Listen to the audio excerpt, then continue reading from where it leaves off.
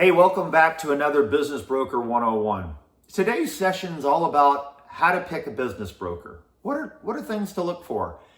And they say that the business broker's got to wear a lot of hats. So what are the hats of the business broker? And what should you be looking for when you interview a business broker? Well, the first thing to look for is trusted advocacy. This business broker has to have your back. They have to have your best interest at heart, and they have to be in your corner, because during the course of a deal there'll be challenges and obstacles and some frustrations, and the business broker has to have your back. Okay? They also have to be comfortable with financial statements. They have to understand balance sheets. They have to be able to look at those financial documents and be able to convert that information into a business valuation, and not just convey that, but also demonstrate that to a prospect throughout the course of the offer and the negotiation. Okay, so financial analysis and being comfortable with financial statements is paramount to a business broker. They have to be a professional marketer, so they have to develop a package. They have to develop a marketing plan that will expose the business to the right prospects.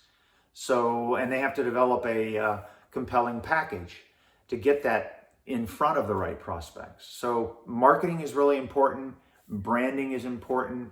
Being able to demonstrate value to a prospect is really important, and making sure that the business gets in the right circle of eyes. They have to understand the market. So market intelligence. What do businesses in this category sell for? What is happening in terms of the market? Is it a buyer's market? Is it a seller's market? What are the multiples for a business in this category? Why is this business better than the average business in this category? So a good sense of market intelligence and knowing the market is really important when you're looking for a business broker. They have to be part merchandising managers. So we talked about the materials and the marketing and getting the eyes of the prospects on the business, but the materials have to be professional. They have to be accurate. They have to be compelling and relevant and differentiated to other businesses that are on sale in this marketplace. And if they do, they have a good chance of getting a buyer in there and a deal. So merchandising is really important when it comes to business brokers. They have to be a deal quarterback. So they're calling the signals, they're moving the team down the field, they're calling the plays, and they're keeping the deal on track. And they're bringing in the attorneys, and they're bringing in the accountants, and they're bringing in the wealth advisors, and anybody else on the deal team. They are the center of the bow tie, as we like to say, and the deal quarterback. They also have to be a secret keeper, all right? So confidentiality is very important. There's things that they'll hear from you that you don't want going anywhere else. So again, back to that trusted advocacy, being able to keep a secret, being able to be the filter between the buyer and the seller is really important. So the buyer can tell the broker things that they can't tell the seller, and the seller can tell the broker things they can't tell the buyer. So a bit of a sponge, if you want to call it that. Again, back in the center of the bow tie, but the filter and the buffer in the deal to make the deal happen. They also have to be a wealth protector.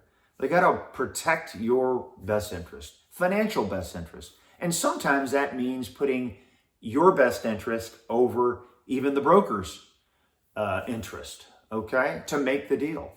So a wealth protector, again, having your back in all aspects.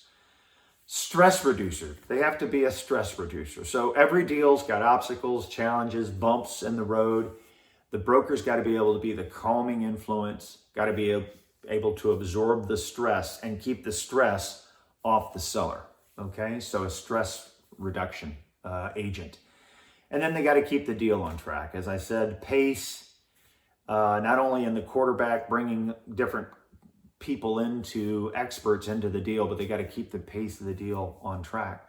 So a broker's got to wear a lot of hats, all right? So when you go to pick a broker, ask him about his hat. And is he wearing a hat? And can he wear a lot of hats? Okay. So I hope that helps you think about how to pick a business broker. And if you pick the right broker, you'll end up at the closing table. All right. So have a great day. Thanks for joining. We'll see you on a next Business Broker 101. Take care.